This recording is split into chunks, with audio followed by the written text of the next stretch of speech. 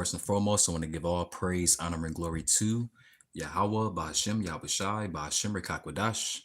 Double honors to my apostles and elders at Great Millstone who do rule and teach well. And peace and salutations to all you Akim out there pushing this truth across the four winds so we can seal the elect and make it to the kingdom. All right, it's the brother Yara. Lord willing, coming back to you through the spirit and power of Yahweh, Bahashem, Yahushai. Lord willing to feed the body and edify the sheep in all spirit, faith, truth, sincerity, and doctrine. All right. So as you can see with the title, today's lesson through the spirit is the joy in times. So like there's joy in times of good and evil. Okay. There's joy in times of good and evil. All right. Now what do I mean about that? Now we all know that there's joy. People get joy out of, times of good. When everything's all good, everything's going smoothly, everything's going according to plan, you know, you're happy, the people that you love around you is happy, that's time of joy. All right. But there's also joy, all right, in bad times, man. Okay. You see? And I want to go into the etymology of the word joy. Okay. It says a feeling of pleasure or delight, a source of pleasure or happiness. Okay. And guess what? Even when you're in the fire, okay, when you have those seasons of, chastisement, down times, you know, nothing's going quite right, you know, you might have certain ailments, in the body, you might be getting tested by the Lord through Satan, you know, all of these things, man. Okay, guess what? There's joy in that. Okay, even in the midst of it. All right, because we know that when we go through certain things, when we go through anything, okay, there's a lesson to be learned within the midst of it. Okay, and us that are in the know, of the hopeful elect, we understand that in those times, all right, there is a lesson to be learned. All right, that in the end is going to help you grow. Okay, so I want to bring out this precept here, okay, because you can go in those times, is the same as saying seasons, okay, because we have seasons and periods of time where that things are good and that things are bad, right? Now this is the book of Ecclesiastes chapter 3. I'll start at verse 1, and it reads, to everything there is a season and a time to every purpose under heaven. Okay. Now I want to go into that word season. Okay. It's the Hebrew word zawam. Zaman, excuse me. The Hebrew word for season is zaman. All right. And it reads an appointed occasion, season, or time. See, guess what? There are appointed seasons and occasions and times for you to, be happy, or everything to go, smoothly, right?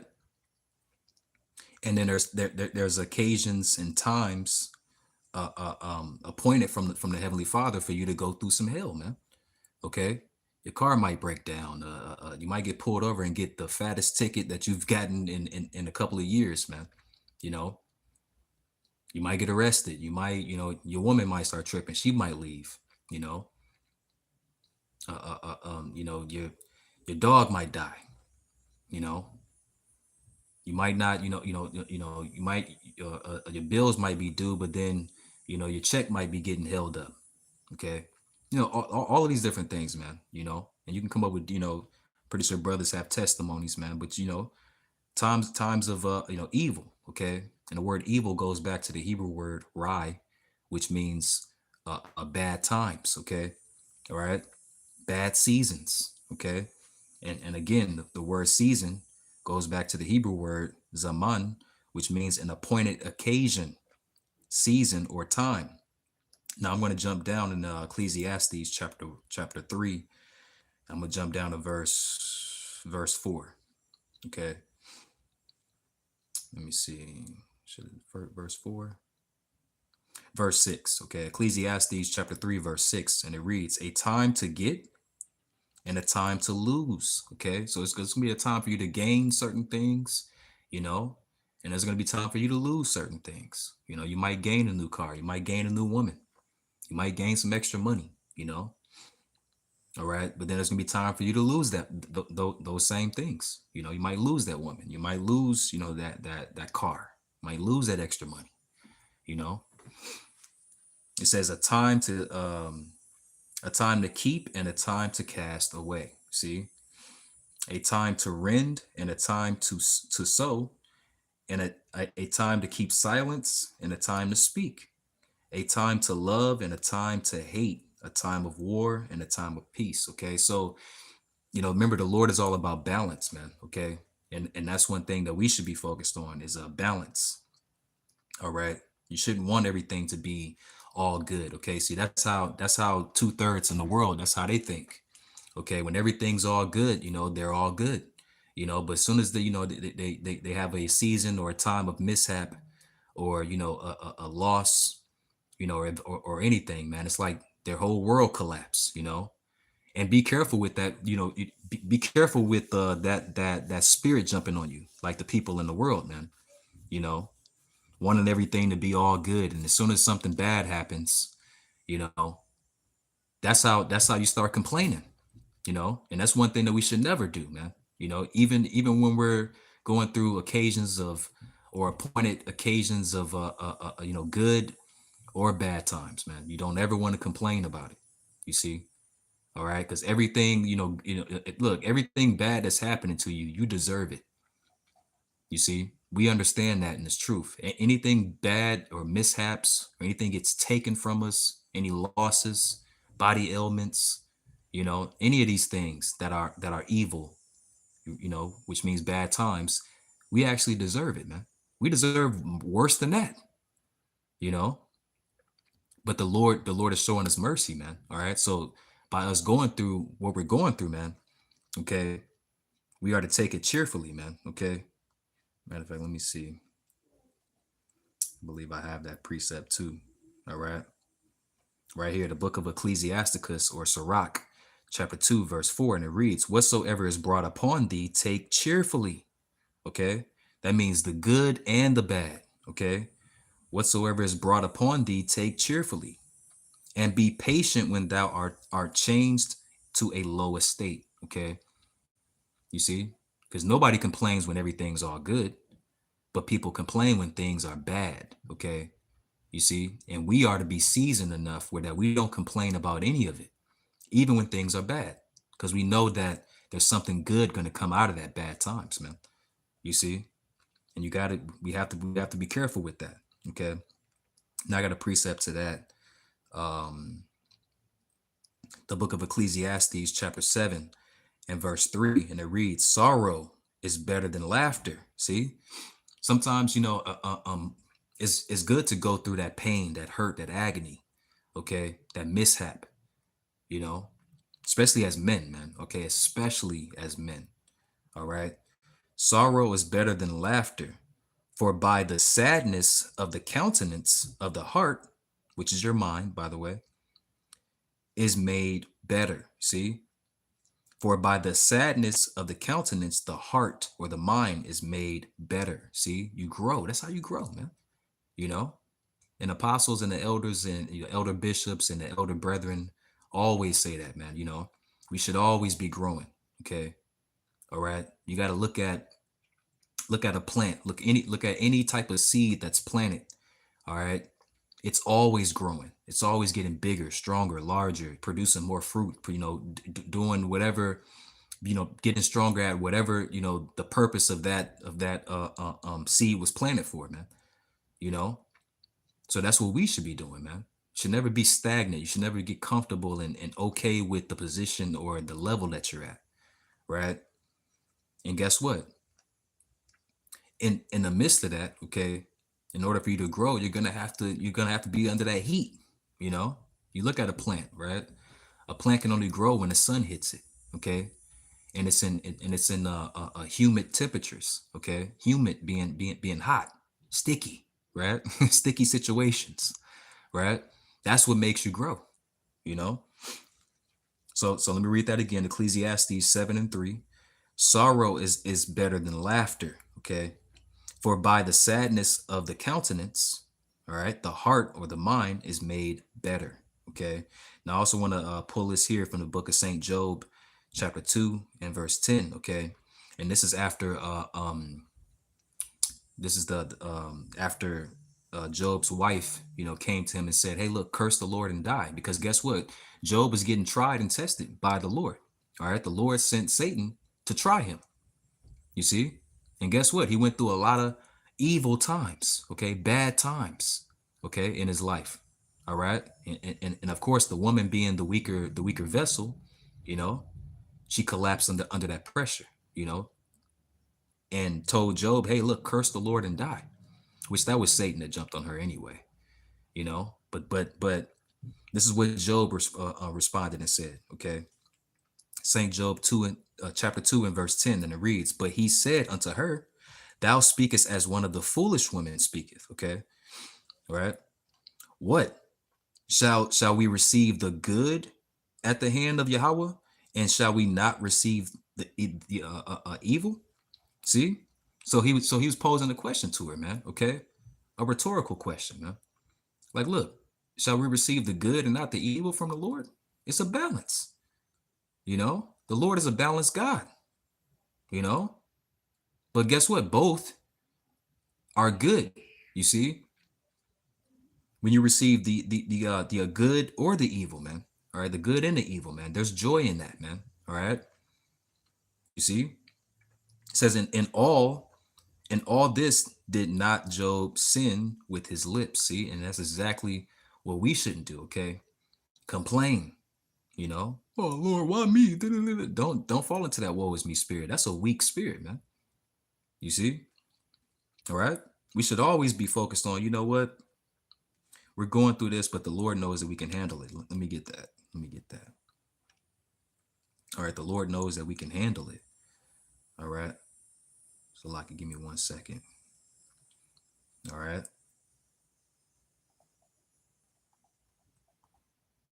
Let me see. Give me 1 second.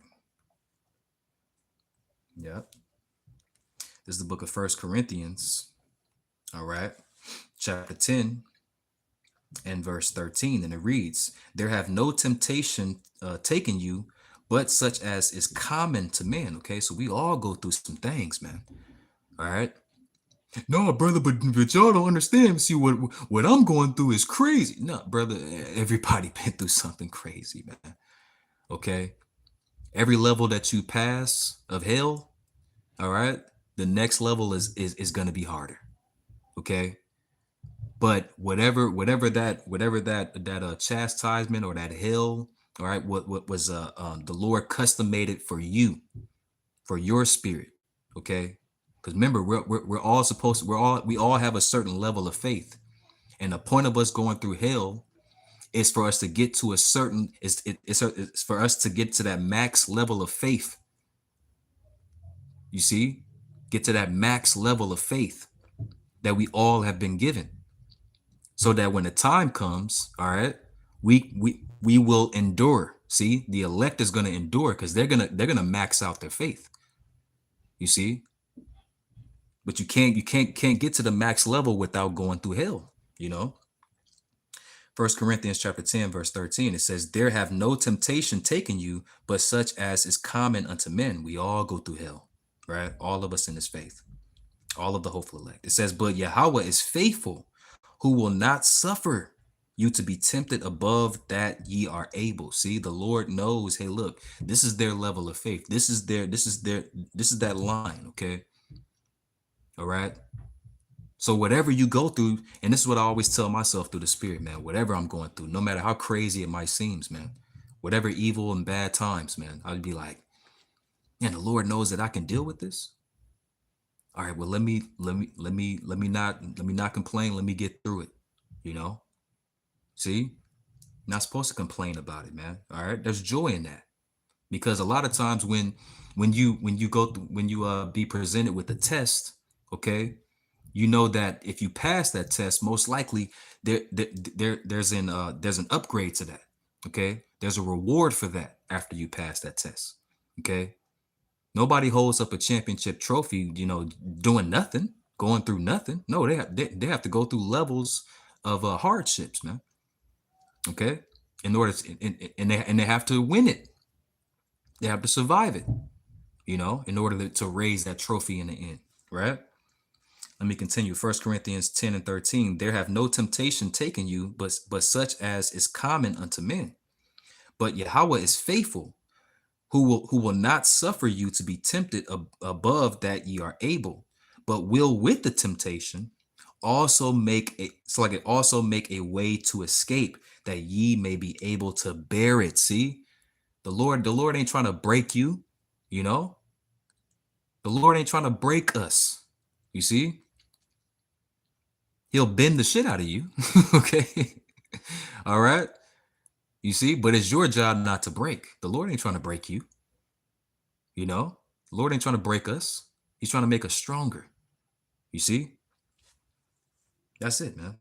So let me get this next one. Philippians chapter 4 and verse 11 and 12. Well, 11 to 13. Okay.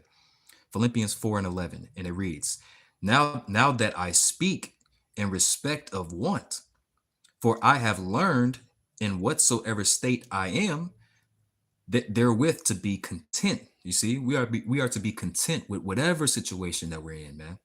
Don't complain, bitch, and moan. Well, man, I used to be able to do this, and I had this before, whatever, man. You don't know what the Lord has in store for you, man. He probably for to reward you with double, but he need to see he need to see if you deserve it.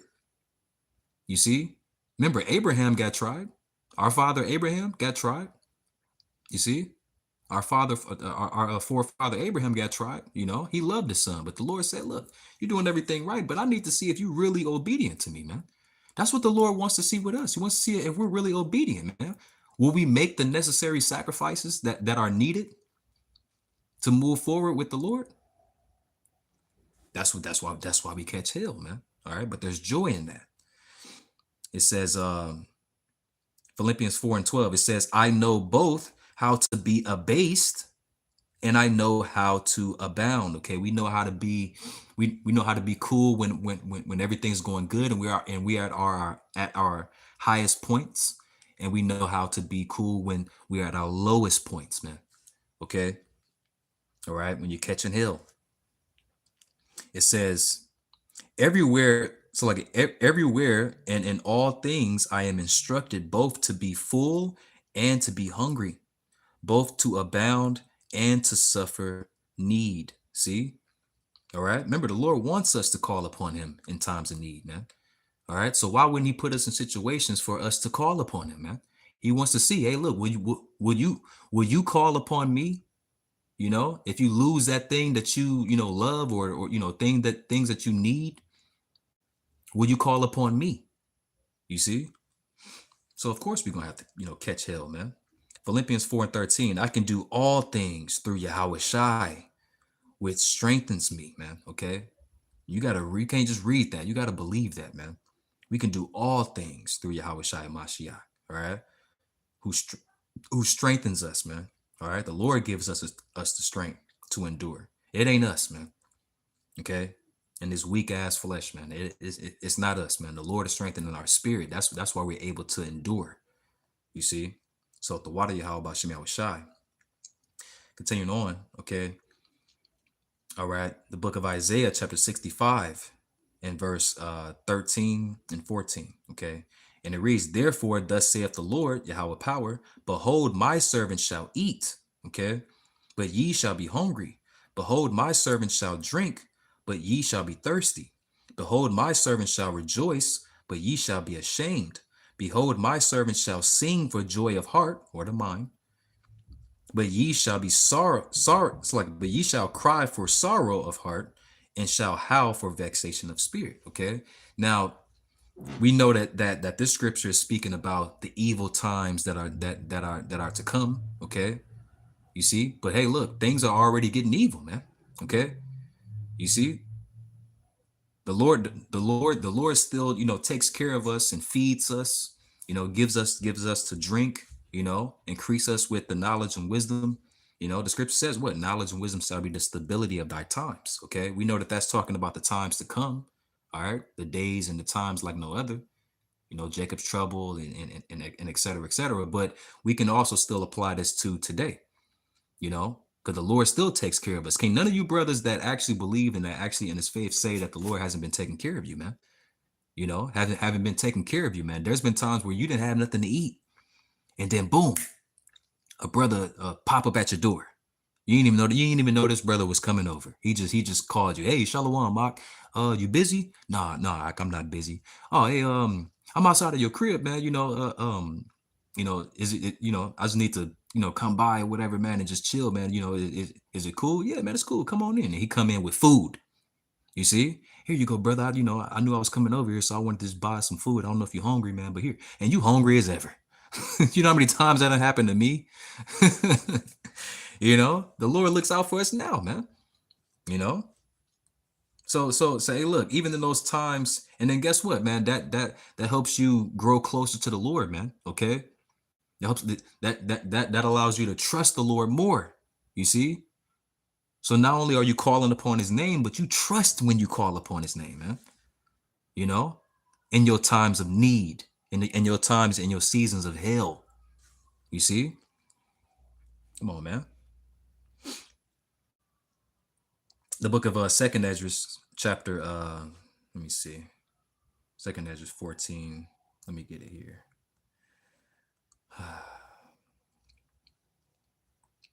Technology. Give me 1 second. Second Ezra chapter 14, and I'll start at verse 14.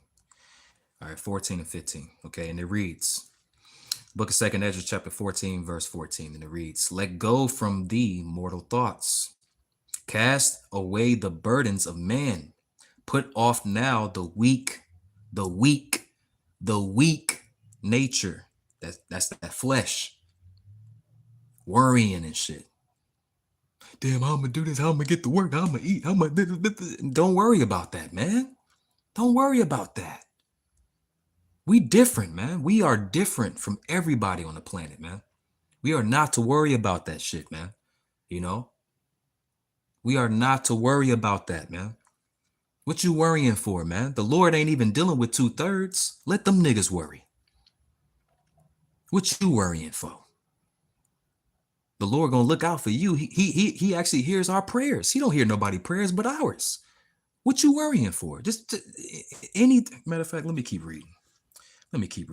Second Ezra chapter 14, verse 14. Let go from thee mortal thoughts. Cast away the burdens of man. See? That's a burden of a nigga. Oh my God, man, I'm gonna do this. I'm gonna do that. Worrying and shit. You know? Put off now the weak nature, and set aside the thoughts that are most heavy unto thee, that worrying. See? And haste thee to flee from these times. See? All right, prepare yourself, man. Don't be stagnant and worrying, and you taking a break because now you're worrying about a bill that's coming. Don't worry about that, man. Damn, a woman wanted to hang out, but I hung out with the brothers, and now she mad. I wonder. Don't worry about that, man. She'll be all right.